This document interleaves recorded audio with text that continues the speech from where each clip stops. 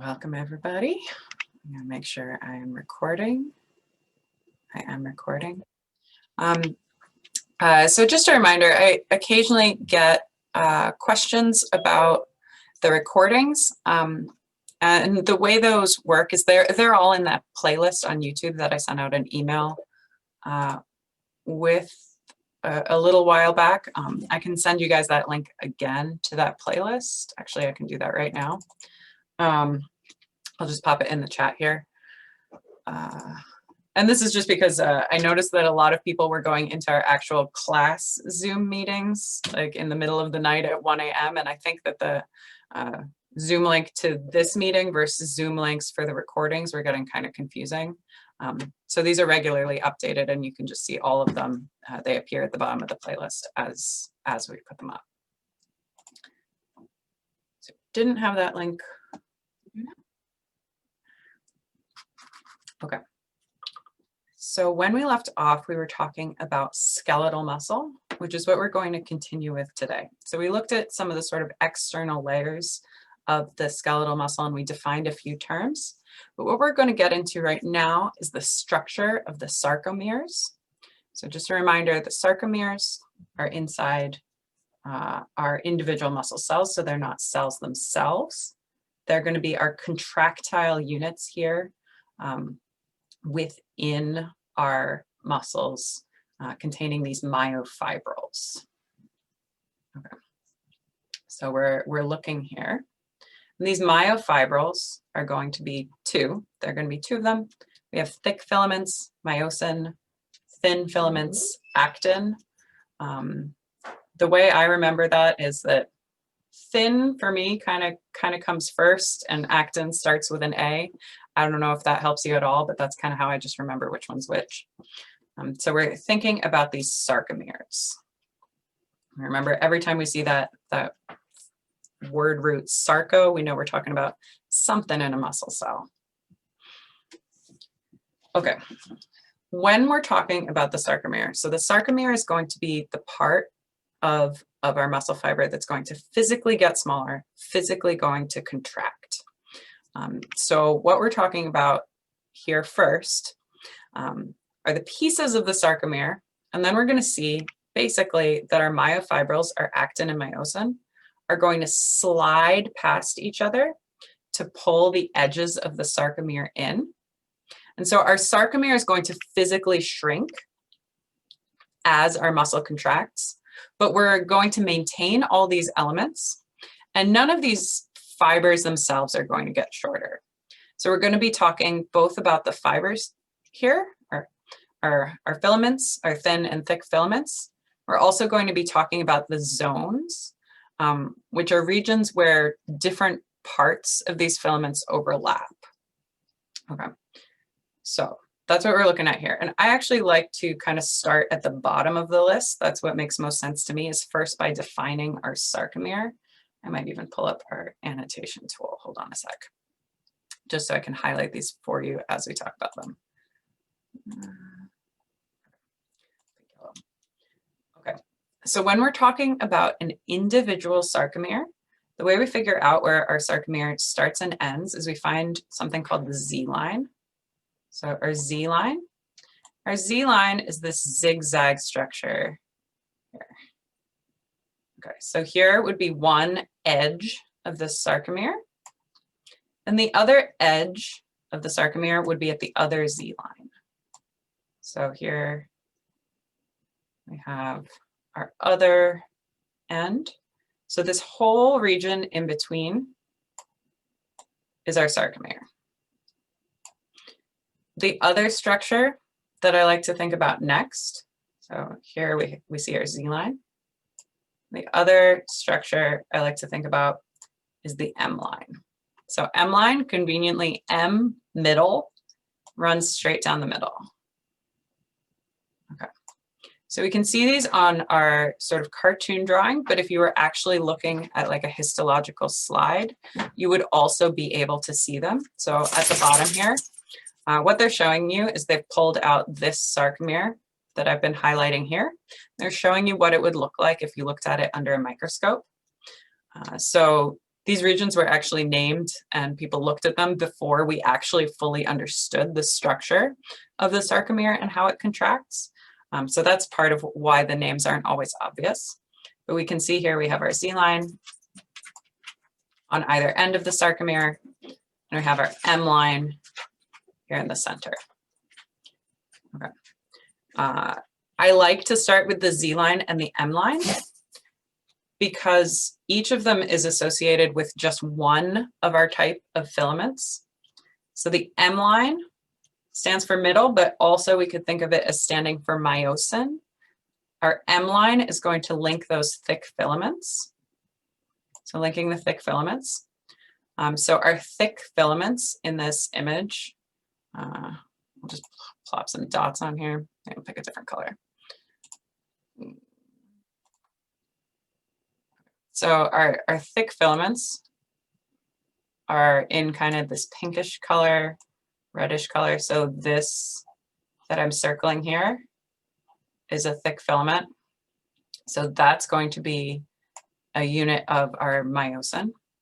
Okay, so the M line is linking all our thick filaments together down the center, down the middle. And our Z line, right?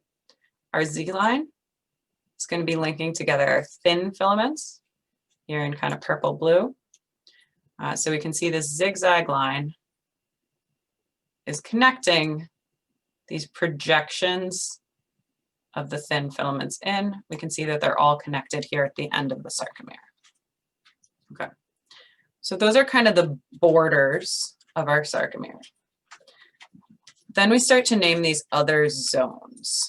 Okay, so the zones that we're talking about next, we're going to be thinking about what is overlapping, which is going to result in different kind of colors on a slide. Okay, so for our A band here, we can see that on a slide, it goes from this dark area to this dark area. They've labeled it here on the neighboring sarcomere in our cartoon drawing. Okay, so we can see, I'll just go ahead and draw a line all the way down the side. So what our A band is showing us is that the edges of these A bands are showing us basically the full extent of our thick filament, so the full extent of our myosin. Okay, so anywhere here in this zone, right? So if I drew a line here, ooh, hard to draw a line with a mouse, but we would have myosin located all the way across here on this A band. That's our A band equals thick filaments is written on the slide. We're going to remember that that's myosin. Okay.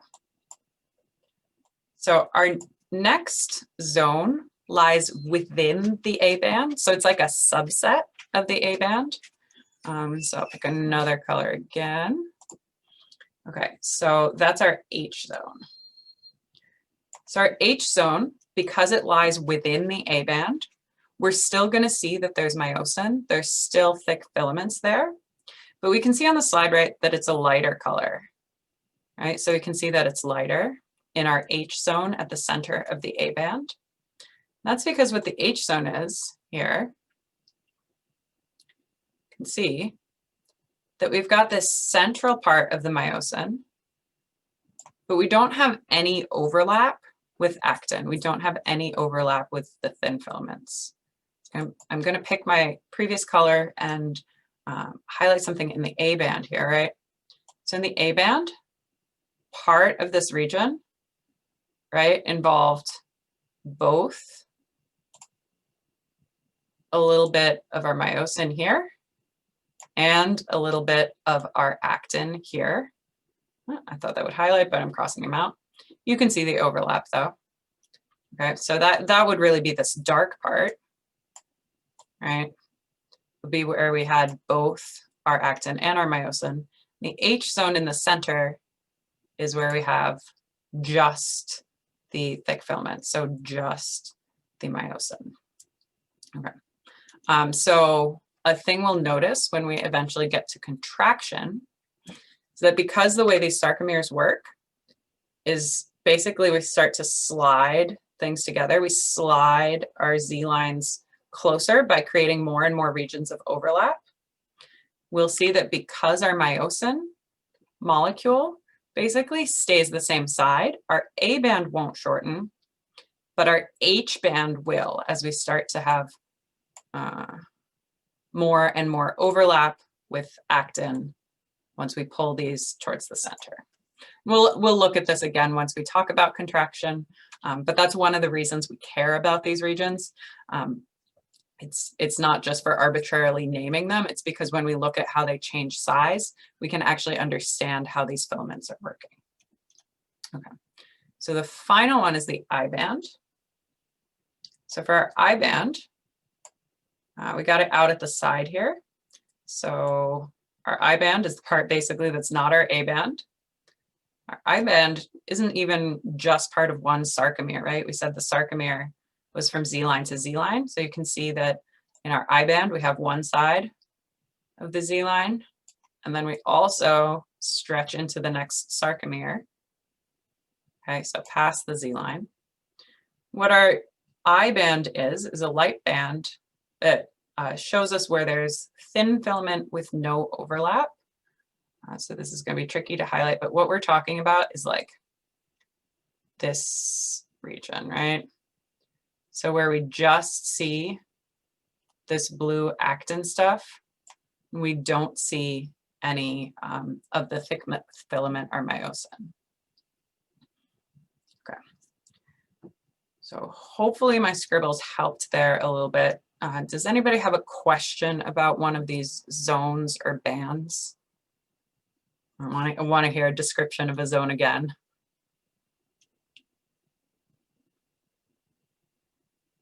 Okay. I'll clear my drawings and we'll move forward. Okay. So now that we've looked at where our thin and thick filaments are in the sarcomere, so we remember our thin filaments are connected at the Z lines, then they have projections inward, right? The part where there's no overlap is our I band, then they start to go into our A band as well. So if we look at actin, our thin filament on a deeper scale, right? If we zoom in, we can see that this protein basically is made up of a couple different levels of structure. So it's not really just one molecule, right? Okay. So if we're trying to build a unit of actin, of this thin filament, what we're going to do is start with G actin. So G actin is kind of like our unit here. And it may help to know that the G stands for globular. So globe, like a circle, like a sphere. So our G actin is when we just have these little circles of actin. And the thing that I want you to notice as we're looking at the G actin, they have it labeled. I want you to notice that we have these myosin binding sites. So I think the G actin looks a little like an olive, right? So where you have the hole or the stuffing or whatever you have in your olive here, that's our myosin binding site. So a quick question for you. If we have a myosin binding site on these actin molecules, what do you think we're going to find on the myosin itself?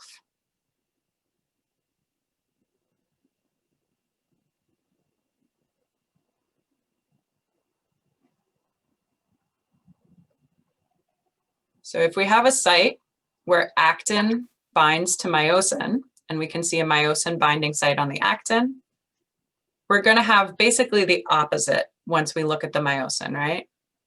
So we're going to have a myosin binding site here on actin. Once we look at the myosin filaments, which will be the next thing, right? We're going to see that they have a corresponding site. They have a corresponding actin binding site, right? So when they come together, you need to have each side of the magnet, right? Myosin binding site on the actin, actin binding site on the myosin. Okay, so we have our globular G actin here. and then we link them together into a strand. Okay. So here we have our F-actin.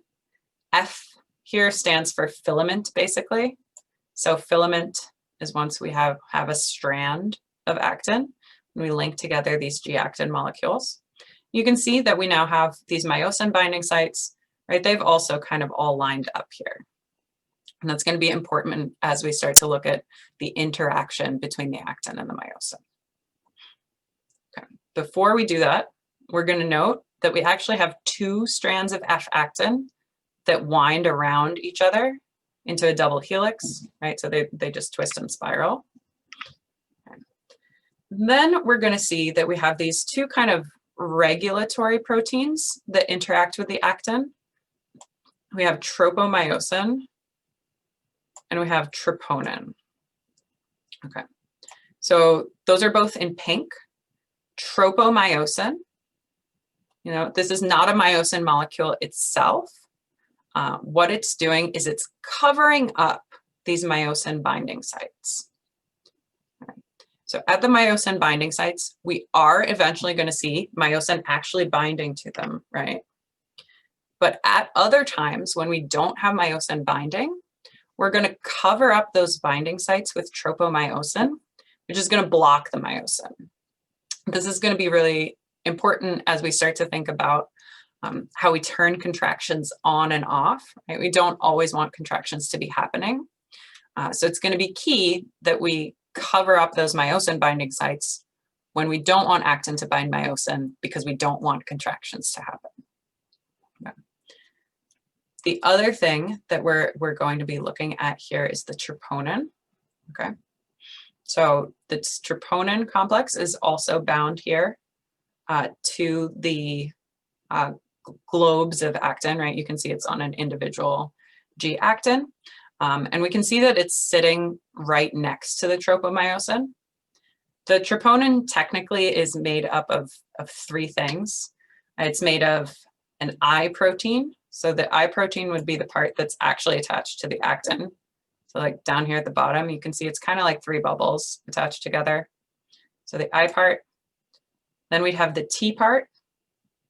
We have a T part that would be touching the tropomyosin. And we have a C part, which we'll see is going to bind to calcium. And we'll probably get to what's going on with calcium on Friday. But I'm going to tell you now, just a kind of look towards the future while we're looking at this actin molecule, is that calcium is basically how we're going to regulate the binding of actin and myosin. When we have calcium bind to the troponin complex, what it's basically going to do is troponin is going to shift a little and it's going to push tropomyosin to the side. So we can see that this tropomyosin, right, is like a thread.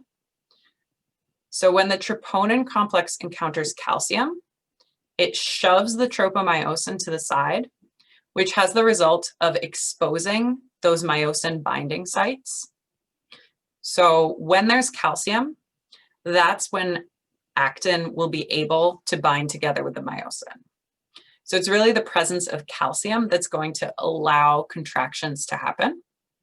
And we maybe aren't too surprised about that, right? Because we've seen calcium responsible for some of our actions in other cells before, right?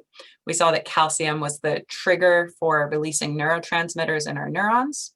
So now we're going to see that calcium will be highly involved with allowing muscles to contract as well. And so we'll look at where that calcium is coming from and how that all is working when we get to excitation contraction coupling. But here is the nitty-gritty of where it's acting. Questions now about the structure of the actin. Okay. So next, turn off this pen. Next, we're going to think about the myosin. So the myosin are thick filaments. I'm going to highlight for us right before we get going, because this can be a little confusing that first image is only kind of looking at a piece of the myosin. So when we're talking about a whole thick filament, we're going to have this big long wire made up of many pieces of myosin. So these individual kind of heads that we're seeing here are going to be staggered because our bundles of myosin basically aren't going to be all aligned end to end. They're going to be like kind of shifted over. They might be different lengths. Okay, so if you see a thick filament and you're looking at a whole thick filament, that's what we're looking at, like that. So like we could highlight an individual one, I don't know, like say it's like that. Something like that. Okay. So the way myosin works is we have the myosin tail going towards the M line. So the M line was where we were binding together all our thick filaments, we're binding together all our myosin. And what we'll see is, right, that our myosin molecules here bind tail to tail. So they form like this big structure with heads at either ends. When we're looking at an individual piece of this myosin, so we have these tails just kind of wound around each other. And what's really important for us to understand is what's happening in the heads. So the heads look kind of like golf clubs or something, right? And the heads have a site where they're going to bind to actin. So they have an actin binding site. It's going to correspond to our myosin binding site on actin. So I just keep saying that. Remember that we're going to have opposite words, basically, right? If I ask you where the actin binding site is, it's on myosin. If I ask you where the myosin binding site is, it's on the actin. The other thing that we're going to see on the myosin, really critical, is a site for ATP. So this is labeled our ATP ACE site. ACE means that it's like has an enzymatic reaction where it's going to break down ATP. So part of the cross-bridge cycle, which we're going to talk about in a second, which is where we kind of use ATP in order to physically contract our sarcomeres and therefore contract our muscles, is going to require the input of energy, require the breakdown of ATP, which is going to happen here at this site on the myosin. So we can refer to this whole structure together.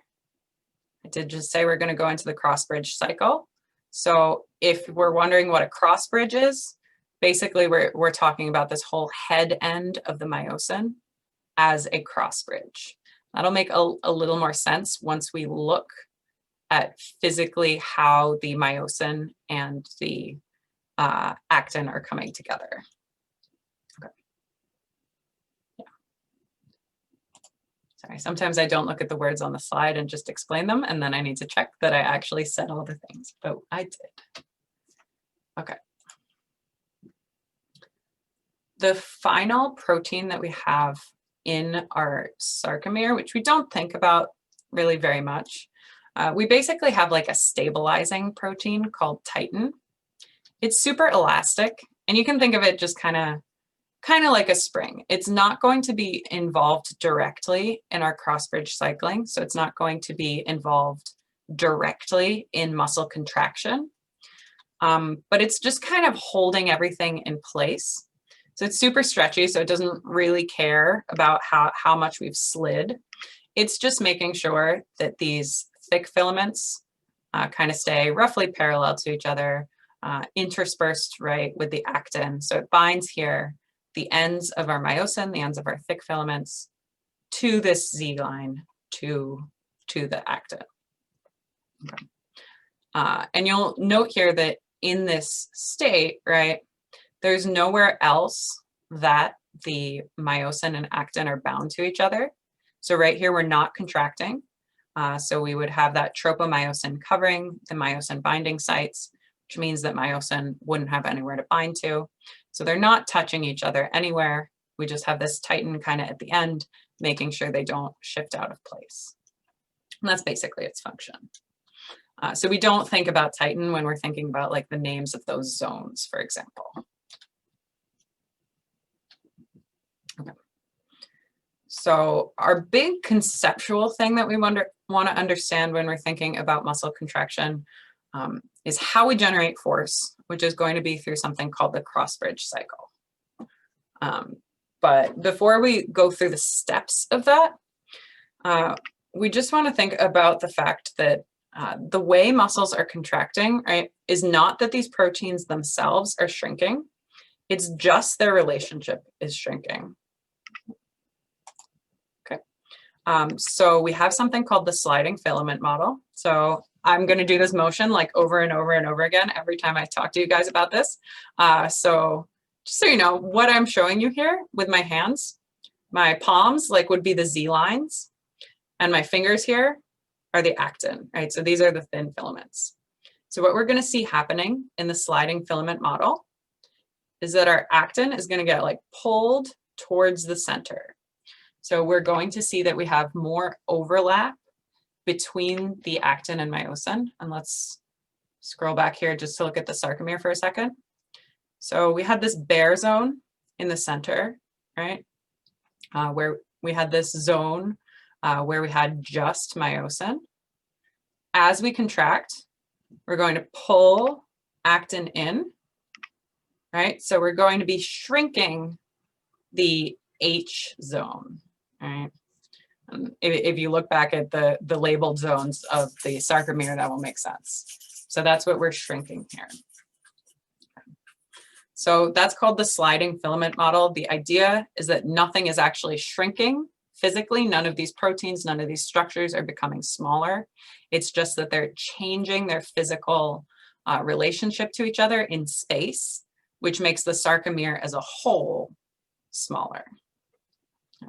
We're going to generate force through the cross-bridge cycle, which we'll see is going to be powered by the breakdown of ATP on that site on the myosin. That's going to power this cycle and power this shifting of actin and myosin. Afterwards, we'll talk about excitation contraction coupling. So basically how we turn an action potential coming into our muscle fiber into physical contraction of the sarcomeres. So once we start thinking about that, we're going to be thinking about calcium, right, and how that plays a role here. And finally, probably at the beginning of next week, we'll talk about muscle cell metabolism. So muscle cells are going to use ATP in different amounts, different types, to power this cross-bridge cycle. But for right now, we're just thinking about the fact that it is ATP. We're not worried about where the ATP came from. Okay, so muscle contraction is a shortening of a muscle. The thick filaments and the thin filaments, they overlap. They always overlap a little bit. They're going to overlap more as we shrink the sarcomere, as we contract the muscle. Neither of the thick or the thin filaments are physically shortening. They're just increasing their overlap. So they're sliding past each other.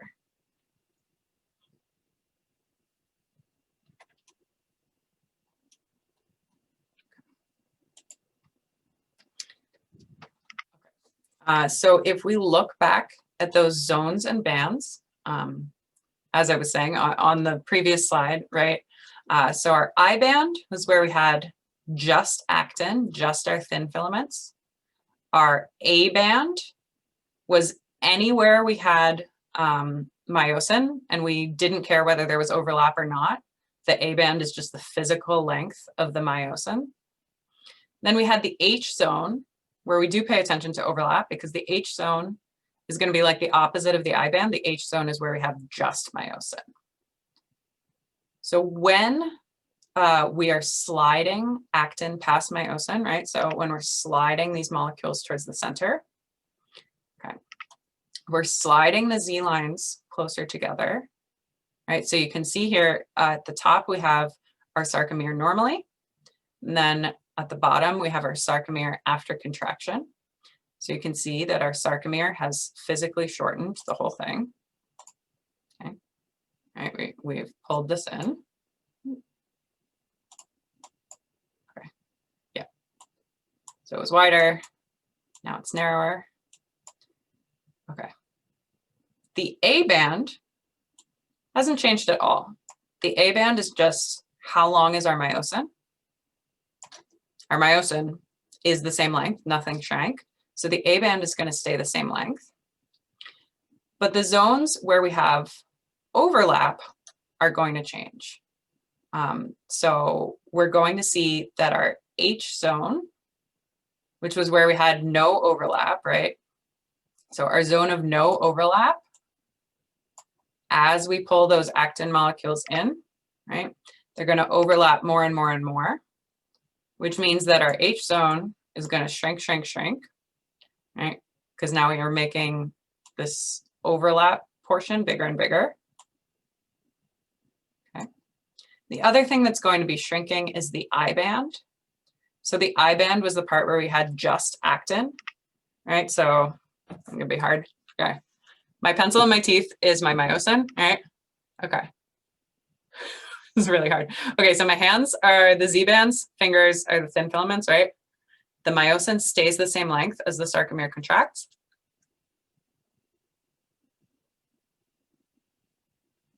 All right, so the I band was the part initially where there's a gap between the pencil and my fingers here. And then as we slide in, that I band shrinks as well. So the sliding is going to happen because we're going to be making these structures called cross bridges using those heads on the myosin. So we're going to be using those heads on the myosin basically to push the actin towards the middle of the cell. Or sorry, towards the middle of the sarcomere. Okay, and this picture is less helpful, but it represents the same thing as the previous one, right? So here we drew out the myosin and the actin, but if you were looking at it on a slide, like this is why we would care which band is shortening, which band is staying the same length, because we can't see the individual filaments, but what we can see is these zones of darkness. So particularly noticeable to me here, right, is that our I band is almost disappeared here. I find the H zone harder to see, but it has also shrunk.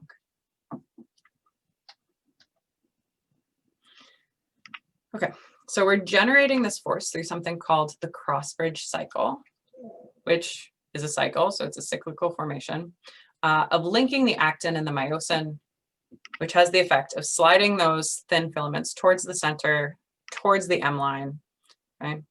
So we're pushing them in. When we talk about this, we think about it as being analogous to rowing a boat. So we're going to look at our myosin and we're going to look at those cross bridges and we're going to think about them kind of like an oar paddle. I'm going to quick scroll way, way back. Oh, actually not. Okay. So our heads are this part sticking out. So those are like our little paddles. Okay.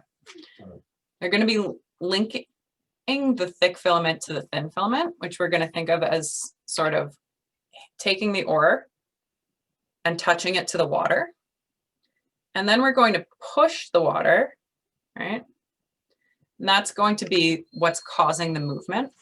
So that's going to be how we propel the thin filament towards the center of our sarcomere. At the end of the stroke, we're then going to detach. And then the myosin will return to its original position, allowing this cycle to start again. More helpful than watching me do the hand motions is going to be looking at the actual molecules, right? Okay, so we have this big structure, but we're going to go through it step by step. I want you to notice that we're starting partway down here. So at the top, we have where ATP gets hydrolyzed. So what we've drawn at the top is where we're actually using energy. But we'll notice it's kind of interesting that that's not actually the very beginning of the process. So ATP is going to be used partway through. So it's kind of like preparing us to go into this process. We're going to start our cycle here at the bottom where myosin and actin bind to each other. So we're going to start at the moment where they come into contact. So just so you know, here in green, so our actin, here we see our strands of actin, this double helix wound around each other. We can see that our myosin binding sites have been exposed. That's because this tropomyosin, which is our pink kind of thread, isn't covering those myosin binding sites. And the reason for that is that troponin has pushed it out of the way. The reason troponin has pushed it out of the way is we have calcium, which is represented by this green little bubble. Okay, so none of that is written in here because we haven't talked about calcium and how we trigger these contractions. But just so you know what's going on in this picture, I find it helpful to note the relationship, the position of these molecules. Right. So the first thing that happens in the cycle is that we have myosin bind to the actin.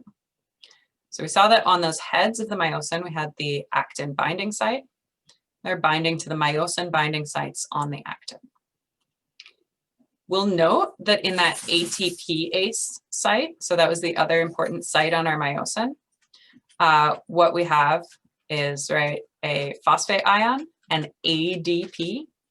So adenosine diphosphate, right, is the version of that molecule that doesn't contain energy, right?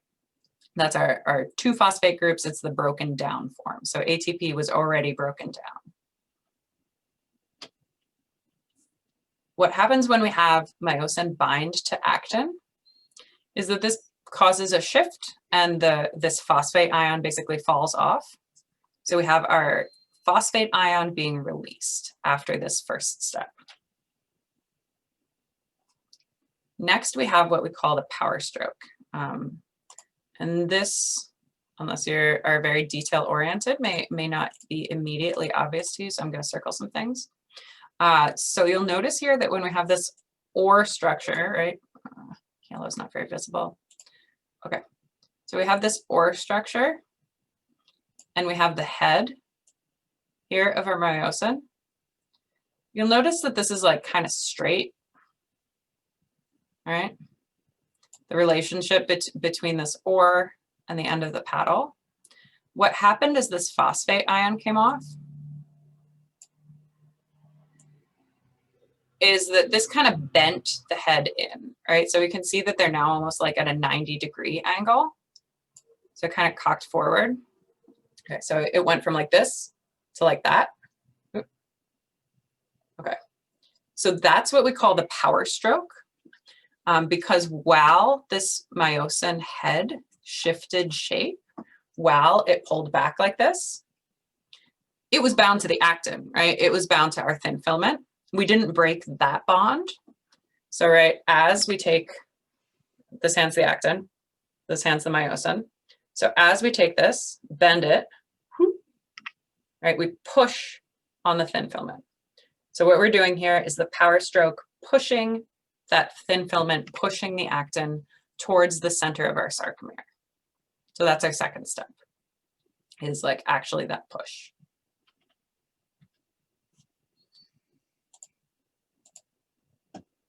Our next thing that happens is we release the ADP.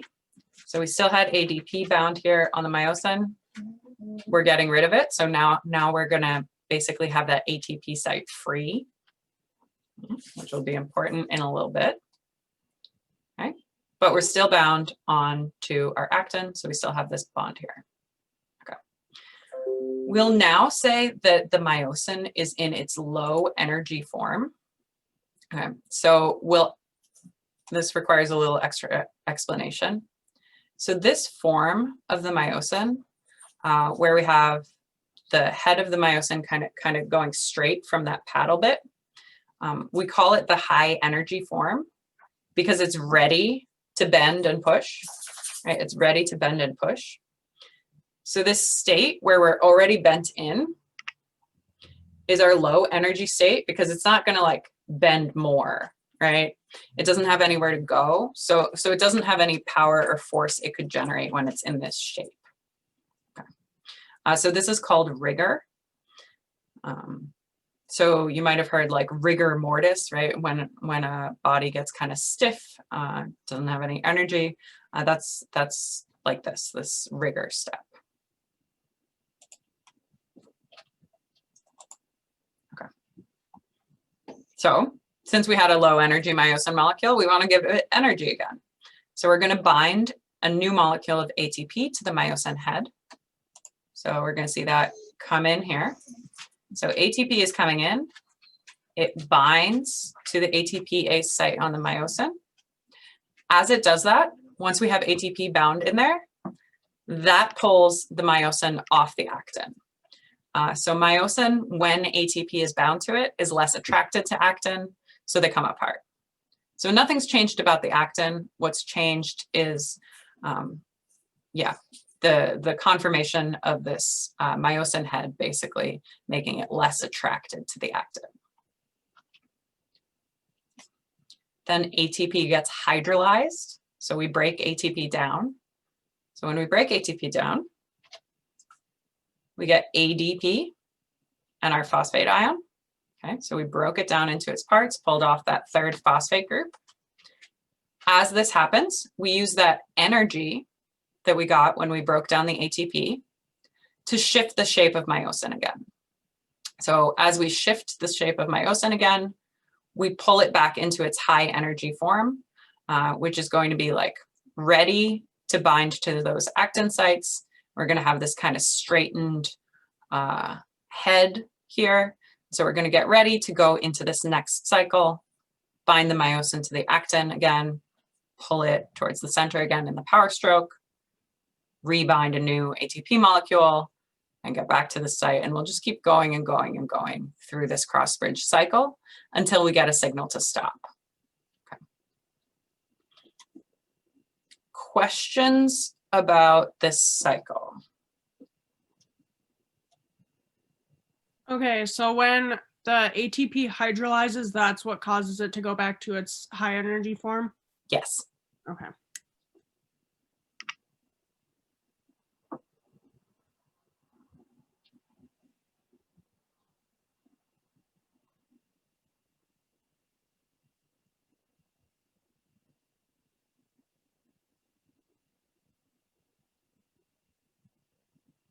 Okay. So, I'll move my little drawings. So what I want us to do just to end class on these last couple minutes is I want you to practice drawing a sarcomere, and those worksheets that I linked to you, go ahead and go through them and feel free to talk about them. We can kind of go over them at the beginning of class next time to make sure we're all on the same page with this.